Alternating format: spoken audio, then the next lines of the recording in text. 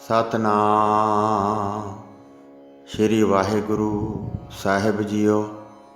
परम सन्मानियो गुरु रूप गुरु खालसा साध संगत जी, वाहिगुरु जी का खालसा वाहिगुरु जी की फतेह।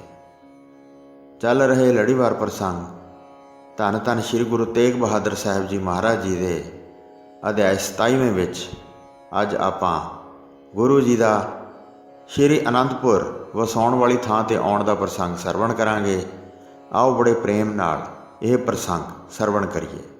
श्री गुरु ग्रंथ साहिब जी नूं दरिया विच रख के भली प्रकार दरिया नूं सौंपणा करके अते बंधना करके गुरु जी चले गए ते फिर राह विच रात जाण के एक मंजिल ते उतारा कर लिया अते उस थां जाके गुरु जी ने आराम फरमाया। सुख नाल विश्राम करके गुरु जी सवेरे सवखते उठ पए। पूर्ण गुरु जी ने फिर सौच इशनान किया। अपने दासां नूं जिहड़े सुख दिंदे हन ते जिन्हां दे चरित्र बहुत सुंदर हन, आसा दी वार दा रबाबी कीर्तन करते सन। सारे सिख सुण के पापां नूं मिटाउंदे सन। सतगुरु जी ध्यान ला के बैठे सन, अपने निजी सरूप विच एकमिक होए सन। जद सवेर होई तां भोग पिया। अरदास सुण के सब ने सिर निवाया। सारियां गड्डियां फिर तैयार कीतियां। डोले रथ अते भारी घोड़े तैयार किए। कपड़े पहन के सब ने शस्त्र सजा लए। पहलां सुंदर किरपानां गल विच पाईयां।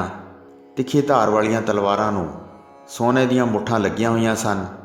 तिखे तीरां नाल पत्थे भर के गल विच धारण कीते सन। धनुख हत्थ विच फड़ के सवार हो गए। भाई मक्खण शाह नाल मनुखां दी एक लंबी कतार सी। हौली हौली गुरु जी राहे राह जा रहे सन।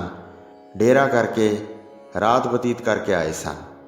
देशां विदेशां विच खबर फैल गई, गुरु जी प्रगट हो गए हन। सब ने सुन लिया। घर विचों अनेकां उपहार लैके संगत गुरु जी वाल आ रही सी। रस्ते विच मिल के दर्शन करते सन। धन आदि बहुत अर्पण करते सन। चारे पासियां तो बहुत लोग चल के आउंदे सन अते अपनियां मनोकामनावां पूरियां करते सन। धीरजवान गुरु जी सारा पिंड लंघ के ते सतलुज दरिया के किनारे जाके खलो गए। कह करके फिर बेड़ियां मंगवाइयां। मलाह तुरंत बेड़ियां लियाए। मक्खण शाह समेत गुरु जी दरिया तो पार हो गए। सारे मनुख उस तरह ही जल नूं पार कर गए। पारले कंढे जाके डेरा ला लिया। श्री गुरुदेव जी आनंद दा मूल हन। ਉਹ अपना नवां नगर वसाउणा चाहुंदे हन। मन भाउंदा सुंदर स्थान चित्त विच विचारदे हन। 5 कोह उत्थों कीरतपुर दूर सी। उत्थे जाके गुरु जी ने डेरा ला लिया। उत्थे कहलूरी पहाड़ी राजे दा राज सी। ਉਹ ਥਾਂ पहाड़ां दी सुंदर दून सी।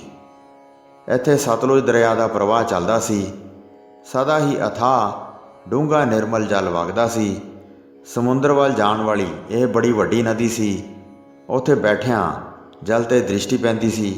दूसरे पासे उच्चे पहाड़ सन। पूरब पच्छम विच पहाड़ां दी कतार सी। नेड़े ही पहाड़ दे सिखर उत्ते नैना देवी सी। उस थां गुरु जी ने डेरा ला लिया। सारियां रीतियां नाल सुखदायक समझिया। नगरां अते पिंडां दे ਜਿਹੜੇ होर ਸੋਢੀ सन ਉਹਨਾਂ ਦੇ ਸ਼ਰੀਕੇ ਅਤੇ ਈਰਖਾ ਨੂੰ ਸਮਝਿਆ। ਉੱਥੇ ਨਿਵਾਸ ਕਰਨ ਨਾਲ ਝਗੜਾ ਵਧੇਗਾ। ਵੇਖ ਕੇ ਆਪਸ ਵਿੱਚ ਝਗੜੇ ਬੰਨਣਗੇ। ਸ਼੍ਰੀ ਅੰਮ੍ਰਿਤਸਰ ਲਾਹੌਰ ਦੇ ਨੇੜੇ ਹੈ। ਉੱਥੇ ਜਿਹੜਾ ਵਸੇਗਾ ਉਸ ਨੂੰ ਵੀ ਝੰਜਟ ਪੈਣਗੇ। ਇਤਿਆਦ ਬਹੁਤ ਪ੍ਰਕਾਰ ਵਿਚਾਰ ਕੀਤੀ। ਆਪਣਾ ਵੱਖਰਾ ਨਗਰ ਵਸਾਉਣਾ ਚਾਹੁੰਦੇ ਸਨ। ਜਿਵੇਂ ਜਿੰਨੇ ਵੀ ਪਹਿਲੇ ਗੁਰੂ ਸਾਹਿਬਾਨ ਹੋਏ ਹਨ ਉਹਨਾਂ ਸਭ ਨੇ ਆਪਣਾ ਆਪਣਾ ਨਗਰ ਵਸਾਇਆ ਹੈ। ਉਸ ਤਰ੍ਹਾਂ ਅਸੀਂ ਵੀ ਆਪਣਾ ਨਗਰ ਵਸਾਵਾਂਗੇ। ਫਿਰ ਕੋਈ ਸ਼ਰੀਕਾ ਨਹੀਂ ਕਮਾਵੇਗਾ। ਆਪਣੇ ਨਗਰ ਵਿੱਚ ਸੁੱਖ ਨਾਲ ਵਸਾਂਗੇ। ਕੋਈ ਵੀ ਹਿਰਦੇ ਵਿੱਚ ਈਰਖਾ ਧਾਰਨ ਕਰਕੇ ਨਹੀਂ ਸੜੇਗਾ। ਇਸ ਕਈ ਕਾਰਨਾਂ ਬਾਰੇ ਵਿਚਾਰ ਕਰਕੇ ਸ਼੍ਰੀ ਗੁਰੂ ਤੇਗ ਬਹਾਦਰ ਜੀ ਸਥਿਰ ਹੋ ਗਏ। ਸੁਣ ਸੁਣ ਕੇ ਬਹੁਤ ਸੰਗਤਾਂ ਆਉਂਦੀਆਂ ਸਨ। ਧਨ ਅਤੇ ਬਹੁਤ ਵਸਤਾਂ ਅਰਪਣ ਕਰਦੇ ਸਨ। ਨਿਤ ਪ੍ਰਤੀ ਬਹੁਤ ਆਮਦਨੀ ਹੁੰਦੀ ਸੀ। ਗੁਰੂ ਜੀ ਦੋਵੇਂ ਵੇਲੇ ਲੰਗਰ ਚਲਾਉਂਦੇ ਸਨ। ਦੇਸ਼ਾਂ ਵਿਦੇਸ਼ਾਂ ਦੇ ਜਿਹੜੇ ਬਹੁਤ ਮਸੰਦ ਸਨ, ਜਦ ਉਹਨਾਂ ਦਾ ਨਿਸ਼ਚਾ ਹੋ ਗਿਆ ਕਿ ਪੂਰਨ ਗੁਰੂ ਪ੍ਰਗਟ ਹੋ ਗਏ ਹਨ, ਬਾਬਾ ਬੁੱਢਾ ਜੀ ਦਾ ਪਵਿੱਤਰ ਵੰਸ਼ ਹੈ, ਉਸ ਵੰਸ਼ ਵਿੱਚ ਝੰਡਾ ਅਤੇ ਉਸ ਦਾ ਪੁੱਤਰ ਗੁਰਦਿੱਤਾ ਸਨ, ਉਹ ਅਨੇਕ ਪ੍ਰਕਾਰ ਦੀਆਂ ਭੇਟਾਵਾਂ ਲਿਆਏ ਤੇ ਸ਼ੁਭ ਦਸਤਾਰ ਦੇਣ ਵਾਸਤੇ ਆਏ ਸਨ। ਉਹ ਇੱਕ ਅਮੁੱਲਕ ਘੋੜਾ, ਭਾਰੀ ਤੀਰ ਕਮਾਨ, ਤੇ ਤਿੱਖੇ ਤੀਰਾਂ ਦਾ ਪੱਥਾ ਭਰ ਕੇ ਲਿਆਏ। ਗੱਦੀ ਉੱਤੇ ਸ੍ਰੀ ਗੁਰੂ ਤੇਗ ਬਹਾਦਰ ਜੀ ਬੈਠੇ ਸਨ।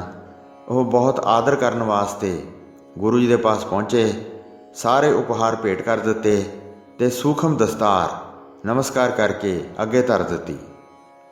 ਯਥਾਯੋਗ ਸਤਿਗੁਰੂ ਜੀ ਨੇ ਉਤਾਰਾ ਦਿੱਤਾ ਤੇ ਅਨੇਕ ਪ੍ਰਕਾਰ ਸੇਵਾ ਕਰਵਾਈ। ਜਦ ਬਾਬਾ ਬੁੱਢਾ ਜੀ ਦਾ ਵੰਸ਼ ਆ ਕੇ ਮਿਲ ਪਿਆ ਤਦ ਸਾਰੇ ਮਸੰਦ ਜਾਣ ਗਏ। ਉਹ ਬਹੁਤ ਪਦਾਰਥ ਲੈ ਲੈ ਕੇ ਆਏ ਤੇ ਦੀਨ ਹੋ ਕੇ ਚਰਨ ਕਮਲਾਂ ਤੇ ਸਿਰ ਨਿਵਾਏ। ਸਾਰਿਆਂ ਦੇ ਤੰਬੂ ਗੁਰੂ ਜੀ ਨੇ ਲਵਾ ਦਿੱਤੇ ਤੇ ਯਥਾਯੋਗ ਉਹਨਾਂ ਦਾ ਮਾਣ ਵਧਾਇਆ। ਪਹਿਲੀਆਂ ਰੀਤੀਆਂ ਅਨੁਸਾਰ ਸਰੋਪੇ ਦਿੱਤੇ ਤੇ ਉਹਨਾਂ ਦੇ ਦੇਸ਼ਾਂ ਦੀ ਵਿਦਾਇਗੀ ਦਿੱਤੀ। ਉਹ ਗੁਰੂ ਜੀ ਦੇ ਸੁਭਾਅ ਦੀ ਪ੍ਰਸ਼ੰਸਾ ਕਰਦੇ ਸਨ। ਕਹਿੰਦੇ ਸਨ, ਹੁਣ ਸ਼ੰਕਾ ਦੂਰ ਹੋਈ ਹੈ। ਜਦ ਇਸ ਤਰ੍ਹਾਂ ਸੰਗਤ ਇਕੱਠੀ ਹੋ ਕੇ ਆਈ ਤਾਂ ਧੀਰਮਲ ਸੁਣ ਕੇ ਔਖਾ ਹੋਇਆ। ਉਹ ਧਨ ਦੇ ਕੇ ਮਸੰਦ ਅਪਣਾਉਂਦਾ ਸੀ, ਫਿਰ ਵੀ ਕੋਈ ਵੀ ਉਸ ਦੇ ਪਾਸ ਨਹੀਂ ਸੀ ਜਾਂਦਾ। ਕਾਬੁਲ ਵਿੱਚ ਇੱਕ ਮਸੰਦ ਰਹਿੰਦਾ ਸੀ। ਉਹ ਸ਼ੰਕੇ ਤੋਂ ਬਗੈਰ ਗੁਰੂ ਨਹੀਂ ਸੀ ਅਪਣਾਉਂਦਾ। ਉਸਨੇ ਦੋਵਾਂ ਥਾਵਾਂ 'ਤੇ ਆਪਣੇ ਮਨੁੱਖ ਭੇਜੇ। ਲੰਮਾ ਪੈਂਡਾ ਲੰਘ ਕੇ ਉਹ ਪਹੁੰਚ ਗਏ। ਕੁਝ ਭੇਟ ਉਸਨੇ ਗੁਰੂ ਜੀ ਦੇ ਪਾਸ ਭੇਜੀ, ਓਨੀ ਭੇਟ ਧੀਰਮਲ ਪਾਸ ਪਹੁੰਚਾ ਦਿੱਤੀ। ਦੋਵਾਂ ਸਥਾਨਾਂ ਤੋਂ ਦਸਤਾਰ ਪ੍ਰਾਪਤ ਕੀਤੀ ਤੇ ਉਸਦੇ ਵਿਅਕਤੀ ਵਾਪਸ ਉਸਦੇ ਪਾਸ ਚਲੇ ਗਏ। ਦੋਵੇਂ ਦਸਤਾਰਾਂ ਉਸ ਮਸੰਦ ਨੂੰ ਜਾ ਕੇ ਦੇ ਦਿੱਤੀਆਂ। ਦੋਵੇਂ ਵੇਖ ਕੇ ਉਸਦੇ ਮਨ ਵਿੱਚ ਸ਼ੰਕਾ ਉਤਪੰਨ ਹੋਇਆ, ਇਹਨਾਂ ਵਿੱਚ ਮੈਂ ਕਿਵੇਂ ਪਰਖਾਂਗਾ ਕਿ ਕਿਹੜਾ ਸੱਚਾ ਗੁਰੂ ਹੈ? ਫਿਰ ਮੈਂ ਉਸਦਾ ਦਾਸ ਬਣ ਕੇ ਰਹਾਂਗਾ। ਚਿੱਤ ਵਿਚਾਰ ਕਰਦਿਆਂ ਫਿਰ ਮਨ ਵਿੱਚ ਆਈ, ਜਿਹੜੀਆਂ ਦੋਵੇਂ ਪੱਗਾਂ ਪ੍ਰਾਪਤ ਕੀਤੀਆਂ ਹਨ ਇਹਨਾਂ ਨੂੰ ਤੋਲ ਲਓ। ਗੁਰੂ ਜੀ ਦੀ ਭਾਰੀ ਹੋਵੇਗੀ ਤੇ ਜਿਹੜਾ ਗੁਰੂ ਨਹੀਂ ਹੋਵੇਗਾ ਉਸ ਦੀ ਹੌਲੀ ਹੋਵੇਗੀ। ਇਸ ਥਾਂ ਬੈਠਾ ਹੀ ਮੈਂ ਪਤਾ ਲਾ ਲਵਾਂਗਾ। ਉਸਨੇ ਤੱਕੜੀ ਦੇ ਪਿਛਲੇ ਪਲੜੇ ਵਿੱਚ ਧੀਰਮਲ ਦੀ ਪੱਗ ਰੱਖ ਲਈ ਤੇ ਅਗਲੇ ਪਲੜੇ ਵਿੱਚ ਗੁਰੂ ਜੀ ਦੀ ਪਗੜੀ ਰੱਖ ਲਈ। ਦੋਵੇਂ ਪੱਗਾਂ ਰੱਖ ਕੇ ਫਿਰ ਤੋਲਣ ਲੱਗਾ। ਚਿੱਤ ਵਿੱਚ ਇਸ ਤਰ੍ਹਾਂ ਵਿਚਾਰ ਧਾਰਨ ਕੀਤੀ ਹੋਈ ਸੀ, ਜਿਹੜਾ ਗੁਰੂ ਹੋਵੇਗਾ ਉਸ ਨੂੰ ਉਸ ਤਰ੍ਹਾਂ ਹੀ ਜਣਾਵਾਂਗਾ। ਆਪਣੀ ਕਰਾਮਾਤ ਨੂੰ ਮੇਰੇ ਪਾਸ ਪ੍ਰਗਟ ਕਰੋ, ਦਾਸ ਜਾਣ ਕੇ ਮੈਨੂੰ ਆਪਣੀ ਚਰਨੀ ਲਾਓ। ਇਸ ਤਰ੍ਹਾਂ ਦਿਲ ਵਿੱਚ ਧਾਰ ਕੇ ਤਕੜੀ ਉੱਤੇ ਤੋਲੀ। ਉਸ ਸਮੇਂ ਧੀਰਮਲ ਦੀ ਪਗੜੀ ਹੌਲੀ ਨਿਕਲੀ। ਜਿਹੜੀ ਪਗੜੀ ਗੁਰੂ ਜੀ ਨੇ ਭੇਜੀ ਸੀ ਉਹ ਪਲੜਾ ਚੁੱਕਿਆ ਵੀ ਚੁੱਕਿਆ ਨਹੀਂ ਸੀ ਜਾਂਦਾ। ਤਿਵੇਂ ਤਿਵੇਂ ਉਹ ਪਲੜਾ ਜ਼ਿਆਦਾ ਭਾਰੀ ਹੁੰਦਾ ਜਾਂਦਾ ਸੀ। ਉੱਥੇ ਬਹੁਤ ਸਿੱਖ ਸੰਗਤ ਇਕੱਠੀ ਹੋਈ ਸੀ। ਉਹ ਪ੍ਰਸੰਨ ਹੋ ਕੇ ਬੋਲੇ, ਧੰਨ ਗੁਰੂ ਜੀ। ਇਸ ਤਰ੍ਹਾਂ ਵੇਖ ਕੇ ਅਨੇਕਾਂ ਨੇ ਗਿਆਨ ਦੇ ਸਾਗਰ ਭਾਵ ਗੁਰੂ ਜੀ ਦਾ ਪਤਾ ਜਾਣਿਆ। ਦੇਸ਼ਾਂ ਵਿਦੇਸ਼ਾਂ ਵਿੱਚ ਗੁਰੂ ਜੀ ਦੀ ਬਹੁਤ ਕੀਰਤੀ ਹੋਈ। ਇਸ ਤਰ੍ਹਾਂ ਲੋਕਾਂ ਨੇ ਨਵੇਂ ਗੁਰੂ ਜੀ ਬਾਰੇ ਜਾਣਿਆ। ਚੜ੍ਹਿਆ ਹੋਇਆ ਸੂਰਜ ਫਿਰ ਛੁਪਾਇਆ ਵੀ ਨਹੀਂ ਛੁਪਦਾ ਹੈ। ਸਾਰੇ ਮੰਡਲ ਵਿੱਚ ਮੋਹ ਰੂਪੀ ਹਨੇਰਾ ਦੂਰ ਕਰ ਦਿੰਦਾ ਹੈ। ਧੀਰਮਲ ਨੇ ਮਨ ਵਿੱਚ ਚਿੰਤਾ ਧਾਰ ਕੇ ਬਾਬਾ ਬੁੱਢਾ ਜੀ ਦੀ ਵੰਸ਼ ਪਾਸ ਬਹੁਤ ਮਨੁੱਖਾਂ ਨੂੰ ਭੇਜਿਆ। ਕਲਗੀ ਅਤੇ ਘੋੜਾ ਮੈਨੂੰ ਭੇਟਾ ਵਿੱਚ ਦਿਓ। ਜਿੰਨਾ ਵੀ ਧਨ ਚਾਹੁੰਦੇ ਹੋ ਮੇਰੇ ਪਾਸੋਂ ਲੈ ਲਓ। ਅਨੇਕਾਂ ਉਪਾਅ ਕਰਕੇ ਹਾਰ ਗਿਆ, ਪਰ ਬਾਬਾ ਬੁੱਢਾ ਜੀ ਦੀ ਵੰਸ਼ ਨੇ ਉਸ ਦੀ ਇੱਕ ਗੱਲ ਵੀ ਨਾ ਮੰਨੀ। ਆਪਣੇ ਪਾਸੋਂ ਕੋਈ ਵੀ ਭੇਟ ਨਾ ਭੇਜੀ ਤੇ ਨਾ ਹੀ ਪਾਸ ਆ ਕੇ ਸਿਰ ਝੁਕਾਇਆ। ਧੀਰਮਲ ਨੇ ਹੋਰ ਵੀ ਬਹੁਤ ਯਤਨ ਕੀਤੇ, ਪਰ ਪਹਿਲਾਂ ਵਾਂਗ ਹੀ ਘਰ ਵਿੱਚ ਸਥਿਰ ਰਿਹਾ। ਜੇ ਕੋਈ ਧਨ ਤੋਂ ਬਗੈਰ ਹੀ ਲੱਖਪਤੀ ਕਹਾਵੇ, ਝੂਠ ਬੋਲ ਬੋਲ ਹੁੰਡੀ ਚਲਾਵੇ, ਤਾਂ ਬੁੱਧੀਵਾਨ ਸਿਆਣੇ ਕਦੀ ਵੀ ਨਹੀਂ ਮੰਨਣਗੇ, ਪਰ ਜੇ ਮੂਰਖ ਹੋਣ ਤਾਂ ਭਰਮ ਜਾਣ। ਜਦ ਜੰਗਲ ਵਿੱਚ ਸ਼ੇਰ ਗੱਜਿਆ ਤਾਂ ਹਿਰਨ ਅਤੇ ਗਿੱਦੜ ਕਿਵੇਂ ਸਥਿਰਤਾ ਪ੍ਰਾਪਤ ਕਰ ਲੈਣਗੇ? ਹਾਥੀ ਆਦਿ ਵੀ ਜਿਸ ਤੋਂ ਡਰਦੇ ਹਨ ਉਸ ਦੇ ਅੱਗੇ ਹੋਰ ਵਿਚਾਰੇ ਕੀ ਹਨ? ਸੋ ਸਾਧ ਸੰਗਤ ਜੀ, ਇੱਥੇ 11ਵੀਂ ਰਾਸ ਦਾ 27ਵਾਂ ਅਧਿਆਇ ਸਮਾਪਤ ਹੁੰਦਾ ਹੈ ਜੀ। ਪ੍ਰਸੰਗ ਸੁਣਾਉਂਦੇ ਹੋਈਆਂ ਅਨੇਕ ਭੁੱਲਾਂ ਚੁੱਕਾਂ ਦੀ ਖਿਮਾ ਬਖਸ਼ਣੀ ਜੀ। ਦਾਸ ਨੂੰ ਆਗਿਆ ਦਿਓ।